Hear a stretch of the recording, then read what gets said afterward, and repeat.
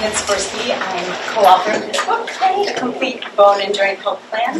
I'm a registered dietitian and a fitness instructor. And my co-author, Dr. Jocelyn Wittstein, is an orthopedic surgeon. She works out of Duke. And we've known each other since we were 12 years old. And we did gymnastics together growing up in Connecticut. Right now I live in Pleasant Valley. I have for about 15 years. And I love this area. So again, I'm just really appreciative that you guys are here. So the book, the reason we wrote the book was we found a lot of books on osteoporosis and recipes, or anti-inflammatory disease and exercises. But we didn't find anything that kind of put it all together. So that was our goal in writing this. This is a one-stop shop for bones, joints. It's broken into three main components, so education, recipes, and exercises. So the exercise, as you might imagine, I'm one of the exercise models. So those pictures and an easy how to do things. And most of it is really designed for people to do exercise at their home. You need some dumbbells for a lot of the exercises.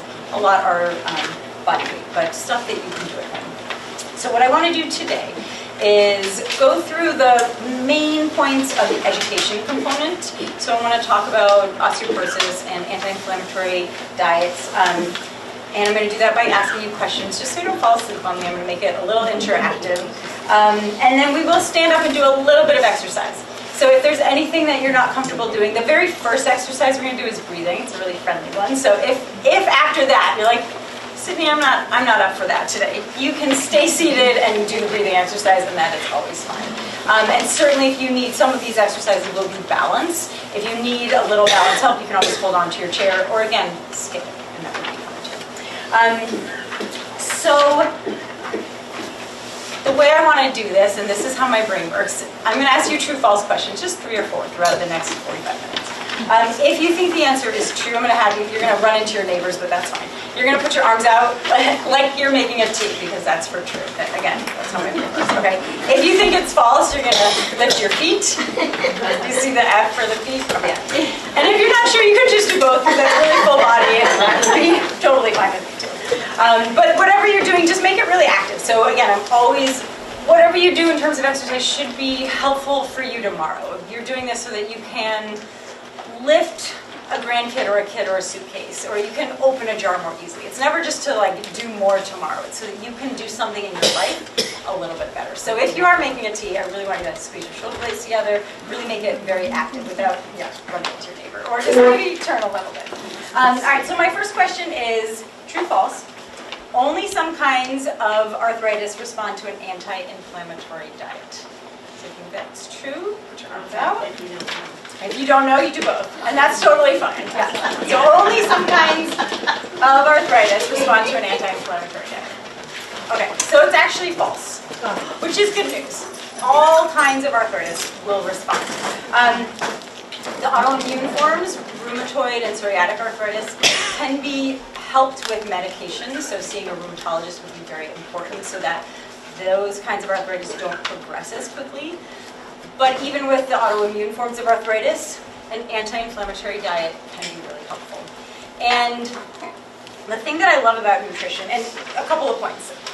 I feel like, okay, eating well can make such a tremendous difference in your life and in how you feel, and I do very much believe that. But there's a time and a place for medication as well. And that's something we talk about in the book, especially Jocelyn as a physician talks about, when maybe for a condition like frozen shoulder, when maybe an injection is necessary. I always want food and exercise to be the first line of defense, but I don't want anybody to think that that's all you ever need. I wish that was true, but it's not necessarily. So sometimes medication is really helpful. In terms of an anti-inflammatory diet, think about it in 2 camps. So there are foods that help bring inflammation down in your body, and inflammation is just a response to what's happening. So acute inflammation, totally fine. I get cut and inflammation happens and my body can heal itself, and that's really positive. But chronic inflammation day after day after day can cause joint pain. And eating foods that help bring that inflammation down can be tremendously helpful.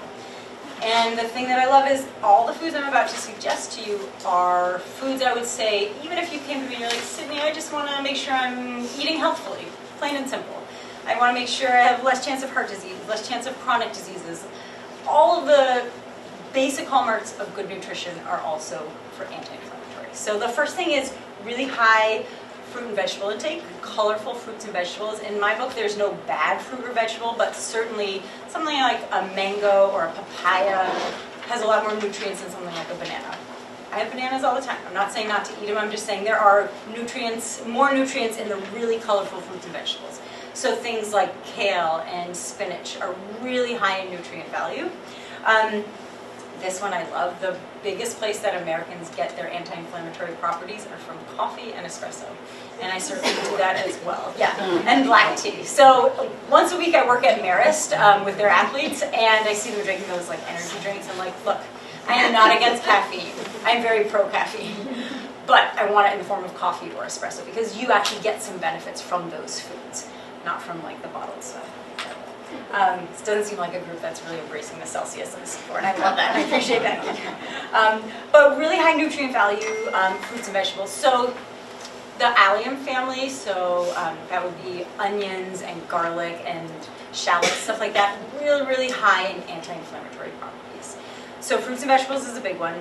Lean animal proteins, so fish is always at the top of the list. Omega-3 fatty acids are really helpful for bringing inflammation down in a really wonderful way. I'm somebody who always says, like, you know, we eat fish in our family, but I could cook it more. So something I do a lot is, has anybody heard of basil seeds? I know Mary Beth, you have, because we talked about them. Anybody else? So a lot of people have heard of chia seeds. Basil seeds look exactly the same, but they just have more omega-3 fats in a healthy way, and they have more calcium, which is also great. So yeah, basil, just the same way as you spell the plant. I think that's what it comes from, basil seeds. And they're just teeny tiny little black seeds, and you soak them in water, and then you get some nutrient from them. Yes, you have a question? Is it okay if the vegetables are cooked? Yeah, that's a really good question. It is okay if vegetables are cooked. Ideally not boiled to the point of like mushiness, but some vegetables, like carrot's a good example, when you cook it, you actually break down the cellular wall in a helpful way where you can access those nutrients. Other vegetables, if you just cook them, you know, to the point where they're super mushy, you probably get less nutrients, especially if there's water involved, because the nutrients leach into the water. But something like a stew, all those nutrients are in the water, which becomes the broth, and then you eat it, so that's fine. So my answer to that is it's fine, and I would do it however you like the taste of it best, because any fruit or vegetable is only as good as if you're eating it. So if you like the taste of it cooked, great. If you prefer it raw, also fine. Yes? Where would one buy the basil seeds? So I hate to say this, but I get mine on Amazon. I wish I had like a wonderful little local store, but I haven't found them at a local store. Chia seeds you can find, but yeah. And they're like for a big bag, I usually get them for $20, I think, and that'll last a month or two or three. Yeah, do they need to be crushed? good question. Flax seeds need to be crushed, which is so I'm a big fan of flax meal because it's already, it looks like, you know, just like a flour. It's crushed flax seeds. The benefit of flax is inside. So when you eat the seeds, they're sometimes crunchy, but usually they just go through your body. You don't get any benefit from them. So, but the chia and basil seeds don't need to be crushed. You can soak them, or you don't have to. But I've read that you should soak them so that they're not a choking hazard. So go ahead and do that. Go ahead and soak them. And the texture is kind of nice when you do that too. Back to the lean animal proteins. Fish, turkey, have lots of turkey on Thursday. If you remind me at the end, I'll give you my spiel on Thanksgiving in terms of not overeating or overeating, whatever your preference is. But remind me at the end and we'll talk about that. Mostly I'll talk about bones and joints. Eggs, non-fat yogurts, and for dairy products, I usually like these to be on the lower fat side just to decrease the amount of saturated fat in there. Or plant-based proteins. So soy protein, for a while, and this is decades old, but I still hear people say it like, oh, I've been told not to eat soy products to decrease my risk of breast cancer. And it's actually the opposite, that some soy products can be helpful because it weakly mimics estrogen. So I don't ever have people shy away from soy products. I'm not saying, like, if you don't like the taste of it, I'm a big believer in enjoying your food. So if you don't like the taste of something, fine, don't have it. Lean towards something else. But if you do like it, it's a really easy no-cook protein you can get. Healthy fats, so extra virgin olive oil. Avocados are a wonderful kind of fat, avocado oil. Nuts and nut butters, and seeds, like the basil seeds, like the flax seeds. Whole grains, because they have fiber in them, can be really, really helpful. and they also have a lot more nutrients in them. So anytime you can choose a whole grain, so whether it's whole grain bread versus white bread, or brown or wild rice versus white rice. Quinoa is a whole grain in and of itself, but there are a lot of grains that are, you have two options. You have the whole grain version or you have the white version. The white version, they tend to be pretty similar in calories, so it's not a calorie issue. You're not saving on calories, but you're getting a lot more fiber and a lot more nutrients, specifically the B vitamins in the whole grains, and that can be really helpful for decreasing inflammation. And then certain spices are really anti-inflammatory. I feel like we forget about these a lot of times, but cumin, ginger, cinnamon is a big one. Turmeric is probably the most researched one. I still, like in our book, we have a lot of recipes with turmeric, and I have it at home, and I put it into things when I want them to look a little different in color, but I don't feel like it has a very strong flavor. You had powdered turmeric? Powdered turmeric. Powdered turmeric, yeah.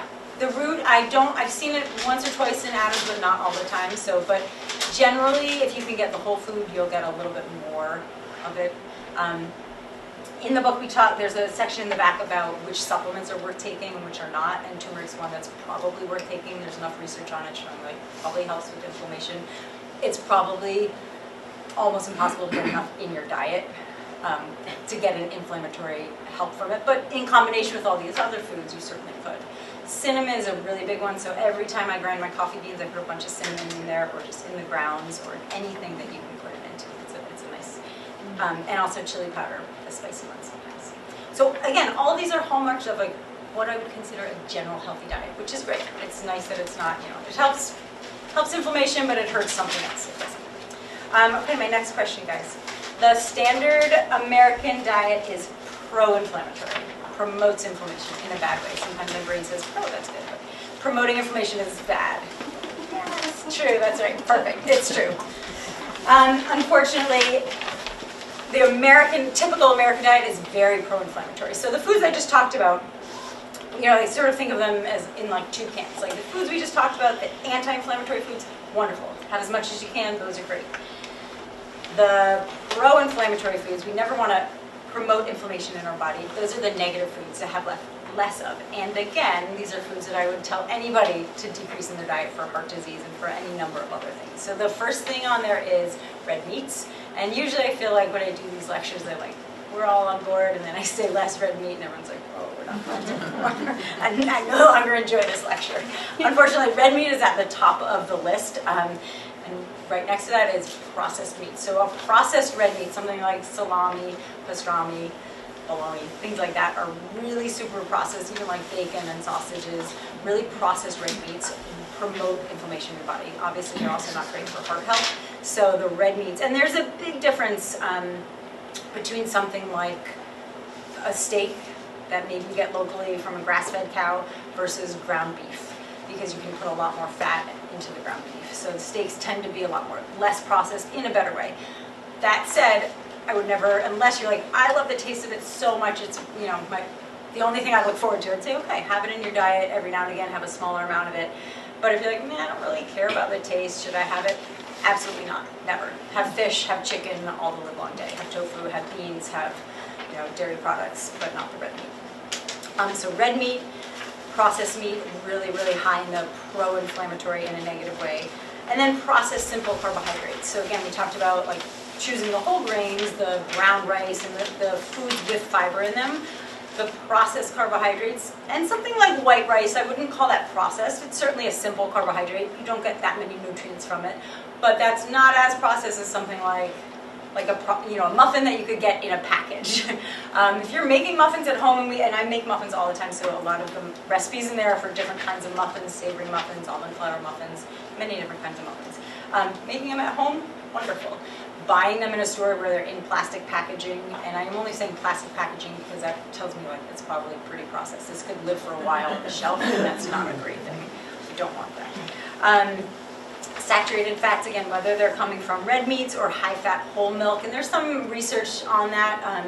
There's a lot of debate whether or not the saturated fat in dairy products is as bad for you as red meat, and probably it's not. But it's higher in calories, and I still am happier and a little more comfortable with people choosing lower fat dairy products, and that's what I do for my family. And then fried foods, things like fried calamari or onion rings, donuts, fried chicken fingers, stuff like that. I know. It's like, yeah, every now and again, totally fine and enjoyable. But as a part of a weekly diet, it's too much and it promotes inflammation. So it's not that I think you need to eliminate things completely, but decrease the amount of them. So let's do a little bit of our first bit of exercise. The first one you can stay seated and then we're going to stand up. This is the breathing one. This is like the friendliest exercise. This is the first exercise in the book, but it's called transverse breathing, and I think it's a really important place to start. I'm going to unzip so you can see where my belly goes. I want you to put one hand right on your belly button. I'm going to stand up and do this sideways. So this is like the least flat. Jocelyn and I had to choose between who would be this. I'm like, who wants to make a big belly for the photo that's going to be in the So I did this one, and then she did the cheek talk, which is great. So one hand on the belly button. You're going to inhale and push your belly all the way out, as big as you can make it, and then exhale, pull it in. We're going to do this for like 30 seconds, so just keep going. And then make sure that your shoulders aren't coming up. You're not doing anything with your chest. A lot of times we take a breath and we think like our chest needs to go out. It does not, just the belly. The other way you can think about this is almost like your waist going in. So as you inhale, breathe out, and then and again, this is a super simple exercise. The reason you want to do it is that you have this big band of muscle. It's like a cummerbund that goes around the lower part of your stomach and it inserts into your spine. Especially if you've ever had lower back issues. The stronger your stomach is, the less lower back pain you'll have. So I will do this 1,000 times a day. When I'm with a client and I'm counting reps, I don't even think about it. Sometimes when I'm driving, if I'm a little bored, I'll sometimes do that just like to keep myself engaged. But the more you do of those, the better. You want that muscle to be, A, you want it to be strong, and B, you want to think about engaging it because it's really hard to slump and to engage that. So we tend to, like, the moment you pull in, and I'm going to give you all a pitch at the end for joining my Zoom classes. When I do my Zoom classes, I say a million times, like, pull your belly button in. And the point of that is, A, you contract this muscle, so you're protecting your back. And B, you almost always just sit up straighter, right? Like, you just never slouch. So, all right, second exercise. Let's stand up. This is the balance exercise. Before you move on, Yeah. I don't get confused of where you're exhaling and inhaling. Yeah. Are you exhaling with which one? Exhale as your belly goes out. So, Okay. I'm sorry. Inhale as your belly goes out, and then Inhale out. and even if you forget it and you just inhale really sharply, that's fine too. So, yeah. So inhale, belly goes out, and then. And it's all written down in the book. So I'm going to have you all stand up.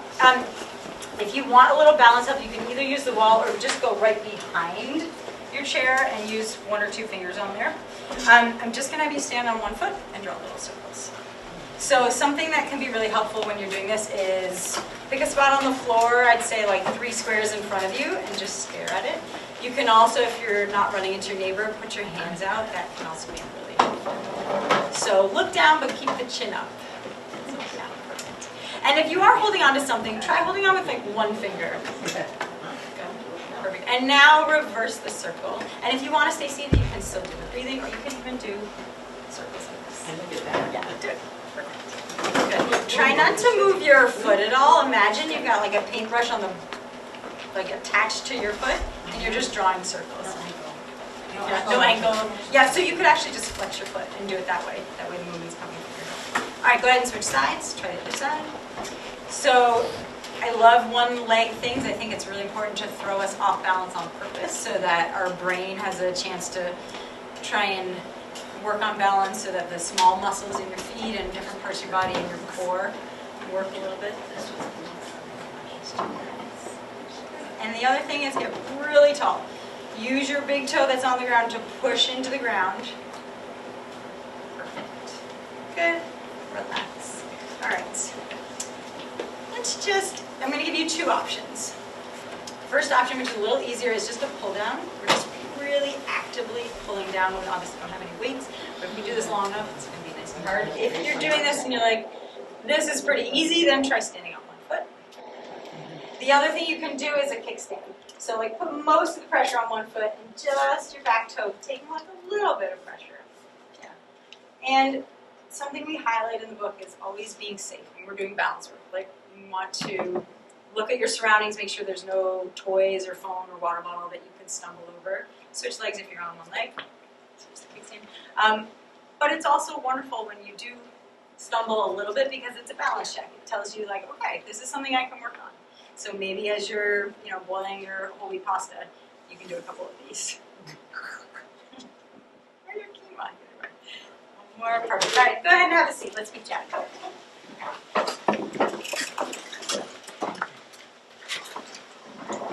Okay. So my next true-false question for you. True, false. Most Americans get enough calcium every day. That's true. You guys are so good. It is false. Yeah, that makes sense. Yeah, that is false. So on the sheet that I gave you, on the summary sheet, it breaks down by age and by gender how much calcium you need. So Yep. the question is, Yep. calcium is complicated Yep. for me. And so if you say to take, whatever is it, 1200? 1200. What kind of calcium? Yeah. So there's two kinds of calcium. Calcium carbonate and calcium citrate. Those are the two main ones in supplements. If you can get all your calcium from food, that is my first choice. I would say most people, especially most of the clients I see, do not get enough calcium in their food. And so then either it's really helpful to pay attention to it and get more from your foods. And in the book, we have a lot of different lists of high to low calcium foods.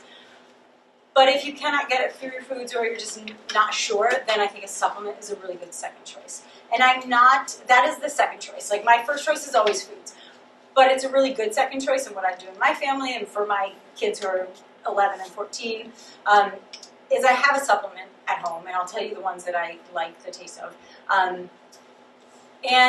When I get to the end of the day, I usually think like, all right, how many lattes did I have? How much milk is in there? Did I have any yogurt? Did I have any cheese? All the big things with calcium in them. And the one I like right now is called Adora, A-D-O-R-A. I don't get any money from them, but I do really like their brand because they're little chocolates. So I like the taste of them. I'm always up for having chocolate. Calcium is a really bulky pill, whether it's citrate or carbonate. It's bulky, so there are a lot of chews. You can do a pill. It's never going to be in a multivitamin. It's usually 10%. Again, just because it's so big, it makes the thing, the multi huge. So calcium, and almost always it'll come with vitamin D, which is helpful for its absorption.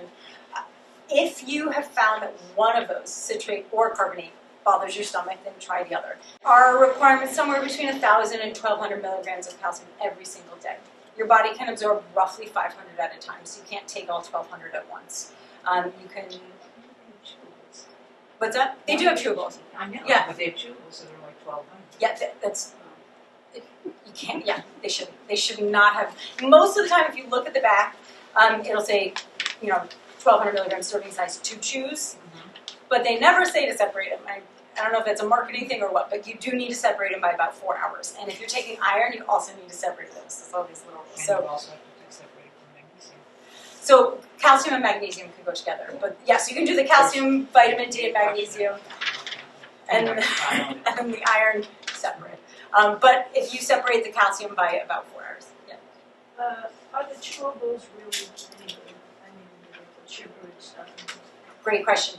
So I still think they're absolutely worth having because you're getting the calcium from them. There is definitely, and so like Viactive is one, and their chews are like Tootsie Roll kind of texture. I feel like they taste pretty good, so people will have them and they get their calcium versus just not getting it. So I do like when people get them. Do I like the extra little bit of sugar in there? No, but I'm not so worried about that. It's a pretty small amount for getting the calcium. If you're like, hey, I don't mind this big horse pill, I'll take it, that's fine. Like, great, do it. There's, even better.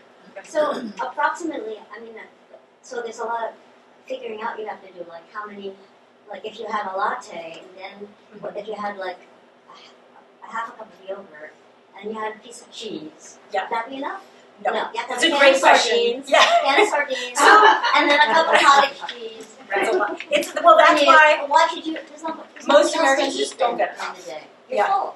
it's a lot. And so, again, even though I'd rather it come from food, most of the time I think a supplement's probably a good idea. But not necessarily both. Like, the 1,200 milligrams, you probably get at least half through your foods. This much milk, so an 8-ounce cup of milk, depending on what kind of milk, is around 300 milligrams. I never find people who, especially our age, who are eating drinking 4 cups of milk. How many 2 tablespoons of chia seeds? So the basil seeds are higher in calcium. 2 tablespoons has about 350. And that, so like when I make, if I'm having yogurt as a breakfast, lunch, or whatever, I will do a tablespoon of seeds in there, then throw my yogurt in that. That whole bowl is probably like 500 milligrams. So that's a good way to do it. Bok choy is also a really high one. What about sesame seed? That's a good question. I don't think they have calcium. Yeah. I read online that they're full of calcium. I would have to look at the amount, but they never came up in any, yeah. I'll look at it though. If you, my email's on there, if you email me, I'll just look it up and let you know. But sesame seeds, I love them and I love I love cooking with them. But they haven't been, they're not on my radar as high calcium. They may have a little bit, maybe like 100 milligrams. Sesame seeds and figs. Yeah, figs are a little higher, yeah. So there's a lot of calcium in many fruits and vegetables, more vegetables like bok choy, and that actually leads me to my next question, and there's a little bit on this in the book. You can get almost half your calcium from a large spinach salad. Yep. Okay, but It is false. You need 33 cups of spinach to get your calcium. But I've heard that spinach is not really great for bones. It's not. Okay. So It's not. It's It's not contradictory. because it's not that high in calcium, but there's an oxalate in spinach, and that binds calcium, and you cannot absorb it. So I'm not anti-spinach, guys. I know. I still like anytime I have a salad. I mean, if it could be kale, that's my first choice. But spinach, I have spinach all the time. It just can't be counted as a calcium source. So it is so high, and I'm not down on spinach.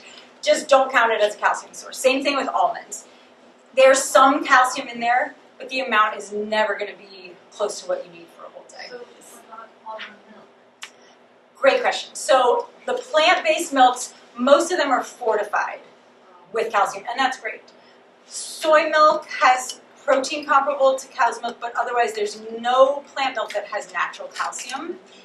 And that's fine. They're fortified with it most of the time. I would say 9 times out of 10 they're fortified. Almond milk, what are the other ones? Oat. Thank you. Oat milk, soy milk. Most of them are going to be fortified and they'll have 300 to 450 milligrams of calcium, which is great, but it is no different than drinking water and having a calcium supplement. So it's kind of all wrapped up into one thing, and that's fine. But I hear a lot of people say like, oh, cow's milk, like I want something that's more natural, and so they have, oat milk. It's not more natural. Plant milk is not more natural than a cow. No, almond milk. But- What about sheep milk as opposed to cow So milk? sheep milk is a natural source of calcium, and so is goat's milk. Yep, yeah, so is goat milk. What I would do if you have one of the plant alternative milks, I would absolutely check the label and make sure that it has calcium in there. And it's in a percentage, so it'll say like 35%. That just add a 0. That means 350 milligrams. So out of the 1,200, gets you a little bit of the way there. Every now and again, and I don't know why they would do this. Maybe if it's upset somebody's stomach, but every now and again you will see like a soy milk that has 0 calcium in it. So just if it's a brand you buy every single week, make sure that there's calcium in there because it could be a good source of calcium. If you're taking your supplement twice a day or once a day, and that's going back to your like, how do you know if you're taking in enough calcium? You really don't, but you can just kind of keep a little bit of a, all right, I got some from food, I had some dairy products today, I had bok choy, I had kale, so then maybe you have one supplement, you don't necessarily. Or when I've had clients that say like, I have a diagnosis of osteoporosis or osteopenia, then I would say, just hands down, have one in the morning, have one at night. Unless, again, you're like, I'm really good about drinking my milk multiple times a day. If not, then I'd say don't mess around with it. Get 2, separate them, at a time of day when you're going to remember. Just one more question. Yeah. So why not full fat milk and low Yeah, fat milk? It's a good Why? question. Full fat milk is much higher in saturated fat, and traditionally that's been the fat that's not as good for your heart, although again there's a lot of debate about whether or not that's really valid. I will say a lot of those initial studies were done by the Dairy Council, so I also think it's really important to look at who's funding these studies. But that said, if you're like, I hate the taste of skim milk, I'm never going to drink it, I only like whole milk, then I'd say have it every now and again. The product that I like, and again, I don't get any money from them, I wish I did, that I recommend all the time is called Skim Plus. It's filtered differently, so it's a skim milk. There's no fat in it, but it's higher in calcium and higher in protein. And I just like the taste of it. It tastes more like 2%, so my kids like it, I like it. So Skim Plus is the brand, and I get that. You can find it almost anywhere. The other brand is Fairlife, and they filter it. I don't know what this magical filtering process is, but they filter it differently. They don't add extra stuff. There's not extra protein in there, but it is higher in protein, and it is higher in calcium, and it tastes creamier. So I like those. If you love the taste of skim milk, great. But it's just the saturated fat. It also is, like a cup of skim milk is usually around 90 calories. A cup of whole milk is 150. So in terms of thinking about weight and weight maintenance, the whole milk products are higher. But I'd be much happier with you having something like whole milk yogurt versus butter. That's just much higher in saturated fat. In terms of bone density, I sort of feel like the design is not great for us. We peak at bone mineral density between 25 and 30 years old.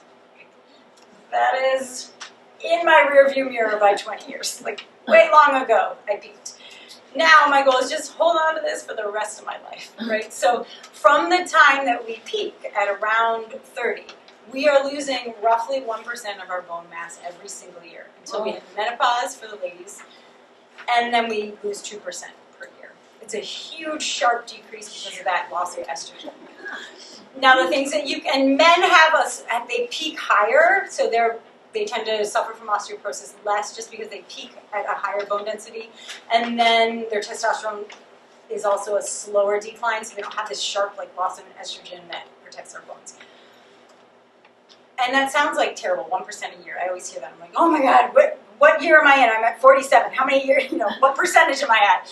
The things that you can do, and we're going to talk about this next, are weight-bearing aerobic exercise are really stimulating for bone density in a wonderful way. Strength training, which I've spent most of my adult life trying to convince women especially to strength train for many different reasons. Bone mineral density is one of the biggest, but also the more muscle you have on your body, the higher your metabolism is, the more capable you are in terms of doing things that you want to do. And doing some light impact exercise work. So even we found this really interesting study showing just jumping 10 to 30 times a day, and if you think about how long would it take you to do that, 10 seconds, 15 seconds, that's helpful for stimulating your bone mineral density. And if you're somebody and we're going to do these next, so get ready for them emotionally.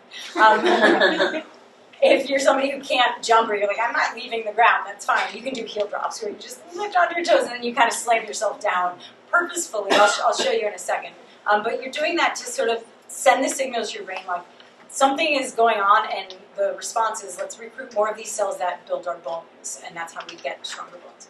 Yeah, my son said I had to climb the stairs with determination. Oh, I love that. Like an angry stair climb. Yeah, up and down. I agree with you. Wearing weights. Yeah, that's wonderful. But if you don't want to go up, I love that because it's great for your heart too.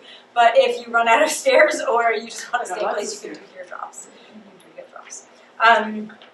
And I keep talking about calcium, but vitamin D and magnesium are also really helpful. And the nice thing, not always, but any supplement is going to have calcium with vitamin D together because they are really helpful to each other in terms of absorption.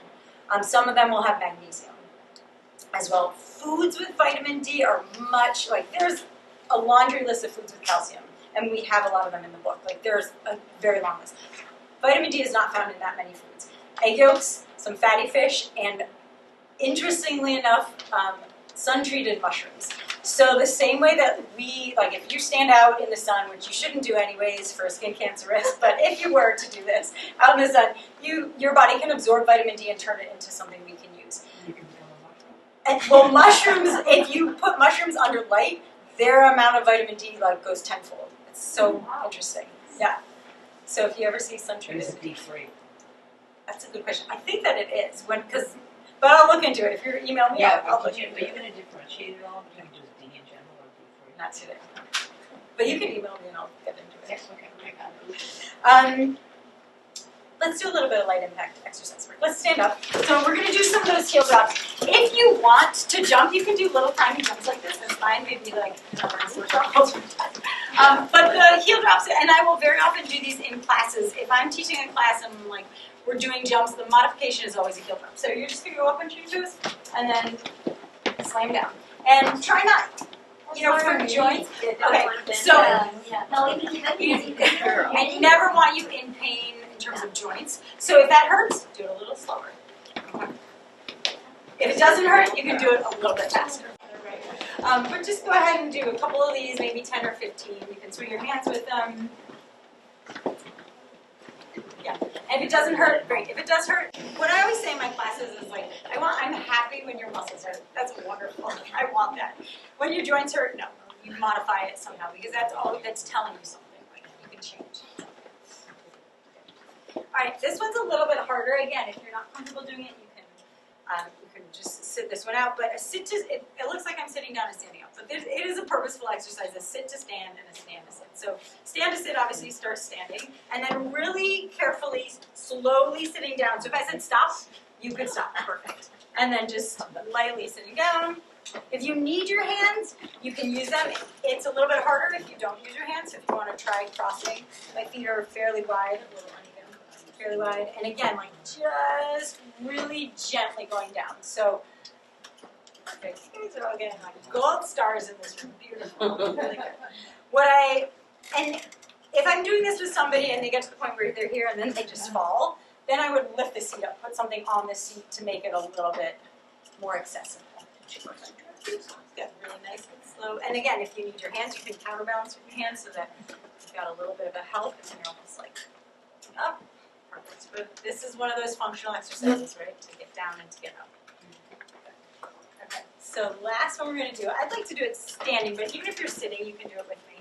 I'm just going to look at my clock. We're going to do 2 minutes of arms, just body weight arms. So maybe give yourselves a little bit of space. And we're just going to start arms out to the side. Squeeze your fist like you were squeezing a lemon. Pull your shoulder blades down. Let's just do little circles. So this, I love it. Always starts out like, this is so easy. Give me something challenging. And then in 2 or 3 minutes, like, oh my gosh, this got really heavy. I feel like somebody put like a little brick on each wrist. Good. And then reverse your circle. As you do this, really squeeze your shoulder blades. So even though we're just standing and our stomach can relax, pull your belly button in, just like we were doing before this transverse exercises. Perfect. And then let's bring the hands forward, palms towards the ceiling, and drive your elbows back. So very often, I like to focus most of my exercises for posture. So most people have a bit of an issue with posture, so the more that we can do to get our back muscles stronger, the better off we are. So we're just going to do a bunch of these repetitions, so it's nice and challenging. And then let's find a right angle. Okay, everybody's saying hi. All right, hands down. So elbows stay in the same spot. And again, next I'm going to talk about exercise, and I feel like sometimes it sounds overwhelming when we talk about the volume to do. But this is a good example of like a little bit of light strength work. If you wanted to stand on one foot, if you're like, hey, I'm pretty comfortable here, keep your arms going. And if you want to stand on one foot, great, or even do a kickstand so that you start to get balance exercise as well. And you don't have to, that's fine. Good, if you're on one foot, switch feet. Even. Anybody arms getting tired yet? Yeah. Good, I love that. Okay, we're not done yet though. All the way up. Good, all the way down. You can be on both feet if you want.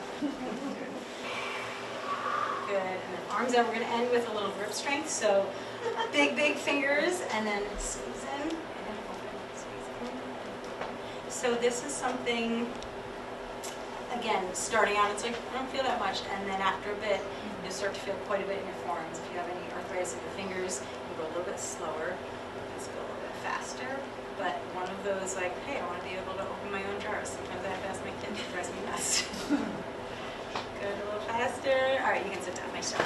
Good. So part of the reason I do that is A, I want to wake you up. I don't want this to be just talking because I like to make sure you're wide awake, but also that was 3 minutes, less than that, it was 2.5 minutes. So not that this is the purpose of today's talk, but I really encourage you to just find like little bits of time for exercise. It can be 10 minutes. You can do exercise snacks, 10 minutes in the morning, 10 minutes in the middle of the day, 10 minutes at night. You could certainly do it all together. I very much think that like half an hour of really efficient exercise is enough time, as long as it's efficient. Yes? Is swimming good exercise? Okay, that is a great question, and I was going to talk about that, so let's right now. Swimming is wonderful for your joints, but it does not stimulate bone density. It's not what? It does not stimulate bone density. Unfortunately, same thing with biking. And part of why they're so nice on your joints is like they're slower, less impactful exercises, so they are nice on your joints, but because they're less impactful, they don't stimulate your bones. So again, similar to like spinach, I wouldn't say don't swim. Like my daughter's a swimmer, that's her primary form of exercise, but I make sure she gets enough calcium. And I would just say like add some strength training to it. It's a wonderful form of exercise for your muscles, for your heart, for your lungs, just not the bones. So just add some strength training to it. So last true-false question, then we'll talk about exercise and I'll open this up to questions. Our bone density, once your bone density declines, there's nothing that you can do about it. And that's true or false? Well, it's false, but it's unlikely that your level will ever get back up to the point of like pre-osteoporosis. You certainly can gain some bone density back, which is hopeful. The biggest thing you can do is take in enough calcium and do the right kinds of exercise. So I'm going to go through my list, and I want to be really clear. Every time I look at this, I'm like, this sounds so overwhelming. A lot of these can be combined. So 2 to 3 days of strength training every week. And again, we go through, I meet a lot of people like, I've never strength trained in my life. I'm 70 years old. I've never strength trained.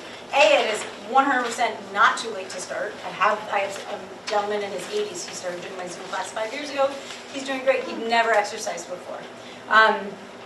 So you can, at any age, gain muscle mass and gain bone density from strength training. So I highly, highly encourage you to think about that. So 2 days at least of resistance training, 2 days of balance work, and that could be 10 or 15 minutes. And those things can be combined. So if you're doing something like, you've got dumbbells in your hands and you're doing a curl and an overhead press, you can stand on one leg or you can kickstand, and you can check off both boxes at once. Nice and efficient. 2 days of light impact work. So again, like those little hops, 20 seconds, 30 seconds, that is not a long one. That could be added into any exercise that you're doing, maybe before you get in the pool. That would be, it sounds a little unsafe, like hold on to something and jump if you're on a wet pool deck, but combining those things. 3 days of weight-bearing aerobic exercise, so walking, dancing, running, those are helpful for bone density. Things like swimming and biking are not. The elliptical is helpful. Things like yoga are helpful, but not quite as much as strength training. So there's some benefit there, but not as much as something like walking or running. Pilates, so not weight-bearing, but great for muscular development and core strength. So core strength is also really important for balance work. So it's hard or impossible to have great balance if you don't have good core strength. That's where your balance comes from the core. So whenever I do, or I encourage people to do strength training, I always say start with core work, because when you get your core a little bit more tired, it's easier to find. So when you stand up and do strength stuff, you're more aware of it and you're more likely to just pull your stomach in and keep yourself safe. As much as, there are all these things, I would say 3 to 5 days of exercise every week is a great goal. And again, as long as it's efficient, I don't think people need to do an hour a day. I don't think they need 5 hours, 5 days a week of an hour a day. I think 3 to 5 days a week of half an hour of efficient work that combines all of those things. And I also think and I feel like this about food as well, I think it's so important to enjoy what you're doing. So if you're like, I can do this, but I hate it so much, is it going to last for 10 years? Probably not. If you're like, all I like is like walking really slow and eating chocolate croissants, that's hard for me to get on board with. But if you can find a way, who doesn't? But if you can find a way of incorporating some of the things that you may be a little bit less enthusiastic about into the things that you do like, then I think that's a better idea for long term. When you say core work, is plank the best and easiest core work? So best, yes. Easiest, I don't know about that. But it's super efficient. I do love planks because nothing can relax. When you lie on your back and do a crunch, you're doing something for your stomach, but a lot of body parts can relax. A plank, even if it's a modified plank, and that's a great way to do it, is to put your knees down between your knees and your shoulders to have one line. Super efficient. So modified or full, even if it's 5 seconds. You're going to do modified for 5 seconds, full for 5 seconds, go down, take a rest, have some water, do it again a couple times. But yeah, I really like front, side, and planks. And even if that's all you did, I'd be happy. So for battlers, what about Tai Chi and Qigong? I want to end this with a little stretch. Before I do, and then I'm going to open this up to questions, but you all have my email on there. I teach 2 Zoom classes every week. Thursdays at 9 a.m., although this week it's going to be tomorrow because of Thanksgiving. So all of you are welcome to join my Zoom class. Just email me and I'll get you the link. My Thursday 9 a.m. class is my slower pace. So there's balance work, core work, and strength work. And all you need are 3-pound dumbbells. You could do it body weight. I have some people who just do it fully body weight, but 3-pound dumbbells. And yoga mat. And then my Sunday class is a faster paced class, so there's core and strength and then cardio in that one.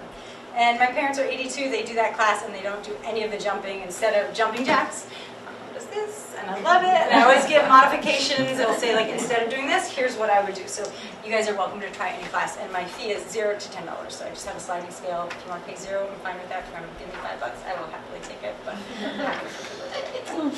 so let's end with a little stretching. You can stay seated. You're going to just drive your hands down into the chair. And just let your right ear go to your right shoulder. Try not, the first thing that happens is my shoulder comes up. Don't let it. Right ear to right shoulder, and that's why I'm having you touch the chair or drive down so that you don't pull your shoulders up. Perfect. And then through the middle, over to the left side. Good. Then back to the center. A couple of chin tucks, so just chin towards your chest. Which chin? All of them. Bring them all along for the ride. I love it. And then back up to neutral, and then look to the right, still driving the hands down. When you relax the hands, you get almost nothing out of it for your neck. When you drive them down, you start to feel quite a bit more. And then slowly through the middle to the other side. Perfect. And back to the middle. This one's a weird one. I'm going to do this so that you can mirror me. So we're facing forward. Turn 45 degrees to the right, and then think about dumping water from your right ear over your right shoulder. So you're just going to go, still driving both hands down. So right ear over the right shoulder. And then back to the center, 45 degrees to the left ear over the left shoulder, hands driving down. And then back to the front. Okay, I'm going to open this up to questions. My wonderful friend Suzanne is back there filming, so if you are asking a question, if you can just turn your head a little bit or direct it either way. And I will also stick around after this if there's a question you don't want to ask to the group or you have anything you want to chat about. I will stick around. Does anyone have questions? Yes. Do you know anything about AlgaCal? No, AlgaCal, I don't. If you email me, I'll look into it. I don't want to say anything. I'm taking it. I mean, I've been taking it. I'm just curious what you know. I don't know enough to say anything. Yeah. But if you email me, I'll look into it and email you back and educate you. That's fine. You mentioned in the beginning about coffee and espresso and black tea. And green tea as well. I'm sorry. That's what I was asking. Absolutely. Green Yep. tea. I say black tea because that's what I drink. Green tea also, absolutely. I just neglected. Yeah, thank you. How do you know what size weights to use? Oh, that's a great question. Okay, so something that drives me crazy, I'm going to get to it. Something that drives me crazy on social media is I see a lot of this, like, you want to lift heavy, and I fully agree with that, but it's also so easy to injure yourself. So especially if you're new to strength training and say start lighter, and the way you know what appropriate weight is, especially if the goal is to improve your bone density, I would say keep your reps around 8. So if it's like, I'm not going to use the bicep curl, that's a small muscle. So I'd rather you do something like an overhead press. Let's say whatever weight it is, maybe 5, 8, 10, 12 pounds. By the 8th one, I should be able to do it with good form, but I shouldn't be able to do 10 more. If you can do 10 more, that weight is too light. So that's how you can tell. By the 8th or 10th one, it's challenging, but your form still stays good. And if you're really new to strength training, I'd say just start much lower, make sure your form is good, and then progress from there. And you can always stop in the middle of a set. If you do and you're like, oh, this is, and I've had that, I'm like, I know exactly the weight that I lift that is too much, so I've never lifted anymore. So I stay below that. But it's fine to put the weights down and feel like, oh, I feel like a little, just trust yourself. I feel a little something in my back, put the weight down, go lower if you can. Weight vest. Yeah, weighted vests. So weighted vests are great for bone density for a walk, and then take it off. Because when you think about, like, let's say you want to lose weight and you have 15 pounds to lose, it's like, that's a lot on your joints. So a weighted vest is great for that walk so that you stimulate your bones a little bit more, but then you don't want to strain your joints for the whole rest of the day. So I wouldn't say like walk around at home with it, do it for a walk and then take it off. But it's great. So I think a lot of trainers like bands. I don't like them because anytime I work with them, and I'm so conscious of my form. I've been Did you doing say this- bands? Bands, yeah, bands, like exercise bands. I find that it's just really hard to keep good form. I really have a hard time not hunching forward, even though I'm thinking about it. So personally, for the most part with my clients, I've found that. There's some exercises I like with them, like a row like that is fine.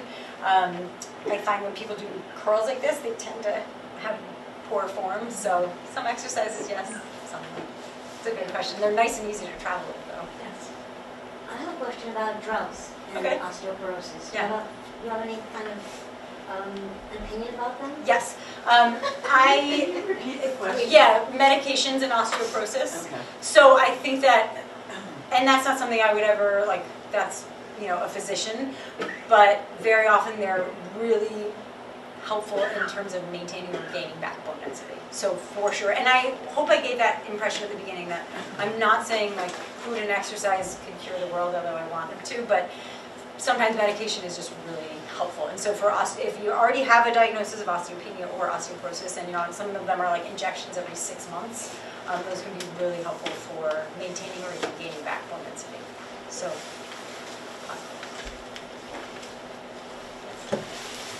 Do certain medications like omeprazole or pantoprazole block absorption of calcium? Someone once told me they do. So I don't know those specifically, but some medications absolutely do. And some medications, like if you've been taking them for decades, not only block the absorption of calcium, but can harm bone density as well. So they're helpful for some things. And Can they block it like the whole time, or if you wait, like hours? Or? that's a good question. I have no idea. It's a good question. I would imagine, I don't know. Yeah, I can't speak to that. Good question, though. What's the most common injuries when you have bad bone density? Stress fractures. Yeah, stress fractures. And so, I'm glad you said that. Part of what I wanted to do with the exercise in the book is strength training, obviously, because that helps bone density.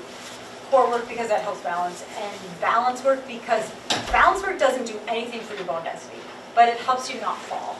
And when you have poor bone density and you have a fracture and you fall, then that becomes a full break, and that limits mobility and limits a lot of other things. So I think that working on balance is tremendously important for that point. And think about, like, especially here in New York with like ice in the wintertime. Very often in my classes, I'll do like balance work, like we all did. You don't have to stand up, but like we all did this, right? And I want you to have really perfect posture as you're doing it. But every now and again, I'll do an exercise where we tilt over purposefully and come back. And I'm very particular with my people about like, okay, make sure there's a chair there, a couch there, something so you're not losing balance. But every now and again, you might find yourself in this position. I always think about ice, like falling, and you want to be able to get yourself back up. So. Did I answer your question? I can't remember what it was. Well, I'm saying what's the most common breaks? So yeah, stress fractures. But the most common injury I see as a trainer is lower back issues.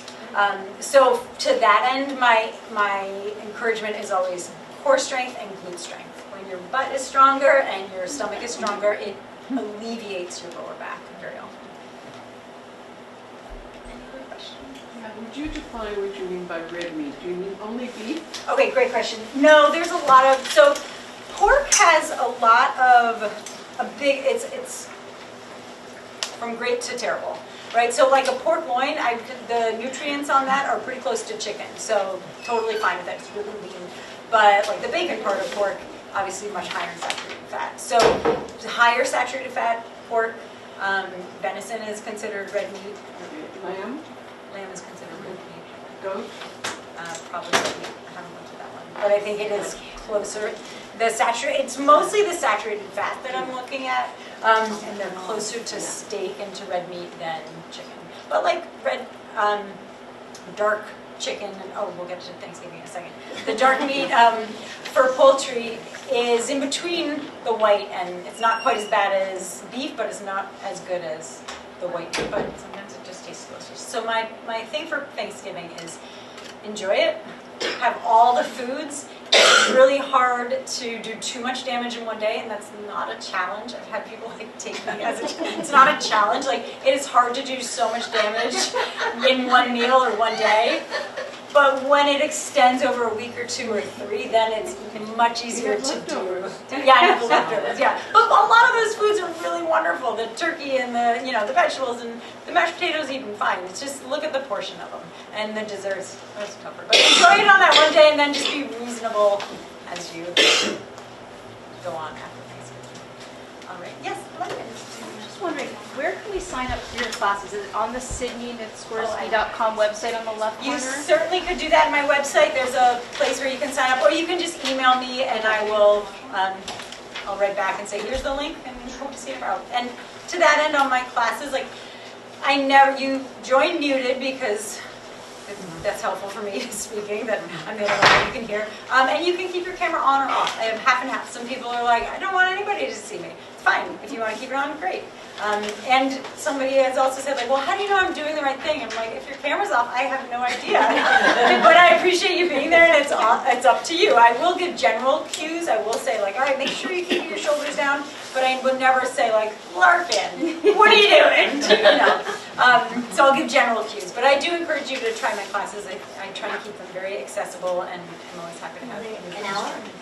Half an hour, 30 minutes. Yeah. Half an hour. I will say, everybody, this book is really amazing. The I know, recipes are amazing. They're so good and they're really easy to make. Really easy. Thank you. Well, that was part of our, Yeah. I always say, like, I'm not a chef and Jocelyn is not a chef. We're both moms that cook for our families. I wanted this to be like stuff that you could mostly get in any general supermarket. Same with the exercises. Like, most of it you can do at home if you have some dumbbells. But if I look at a recipe and there's more than like 6 or 7 ingredients and 6 or 7 steps, I'm like, nah, moving on, I can't do it. So we try to keep it pretty accessible. All right. I'll stick around for a little bit, and if anybody has any questions.